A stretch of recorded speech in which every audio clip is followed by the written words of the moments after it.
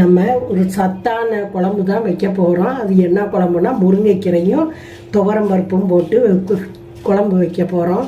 அந்த குழம்பு ரொம்ப சத்து, அயன் சத்து, கால்சியம் சத்து, பல சத்துக்கள் அடங்கி இருக்குது. முருங்கைக்கீரை ரொம்பவே நல்லது. இப்போ நம்ம பருப்பும் முருங்கைக்கீரையும் போட்டு குழம்பு வைக்கிறது எப்படின்னு பார்ப்போம். அதுக்கு தக்காளியும் பருப்பும் போட்டு பெருங்காயம் போட்டு பருப்பை மஞ்சத்தூள் போட்டு வேக வச்சுருக்கேன். பருப்பும் தக்காளியும் போட்டு வெந்துருச்சு.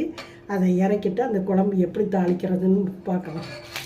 அடுப்பில் ஒரு சட்டியை வச்சுருக்கோம். அது எண்ணெய் ஊற்றிருக்கோம். எண்ணெய் காஞ்சிருச்சு. கடுகு போட்டுக்கலாம். மிளகா வத்தலும் ஒரு பச்சை மிளகா போட்டுக்கலாம்.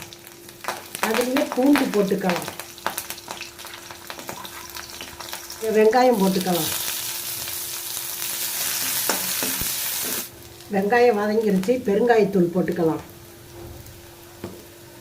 அதுலேயே சாம்பார் பொடி, கொஞ்சம் தண்ணி ஊற்றிக்கலாம். அதுலேயே பருப்பை தூக்கி ஊற்றிடலாம். பருப்பை தூக்கி ஊற்றியாச்சு. அதுக்கு வேண்டிய உப்பு இப்போ கலக்கி விட்டுக்கலாம். அலசி வச்சுருக்கேன். அந்த கீரையை போட்டுக்கலாம். இந்த கீரை ரொம்ப நேரம் கொதிக்கக்கூடாது. பச்சை நிறம் மாறி போகும். ஒரு 7 நிமிஷம் இருந்தால் போதும். அதுக்கு மேலே வைக்க வேண்டாம். முருங்கைக்கீரை சீக்கிரம் வெந்துடும். கொஞ்சம்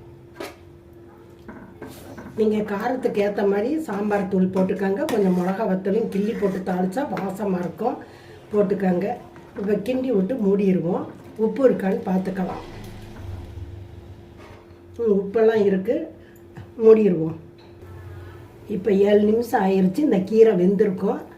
பார்ப்போம். இந்த குழம்பு அவ்வளோ டேஸ்ட்டாக இருக்கும். உடம்புக்கும் ரொம்ப நல்லது. பருப்பு முருங்கைக்கீரை குழம்பு ரெடி. லைக் பண்ணுங்கள், ஷேர் பண்ணுங்கள், சப்ஸ்கிரைப் பண்ணுங்கள். தேங்க்யூ.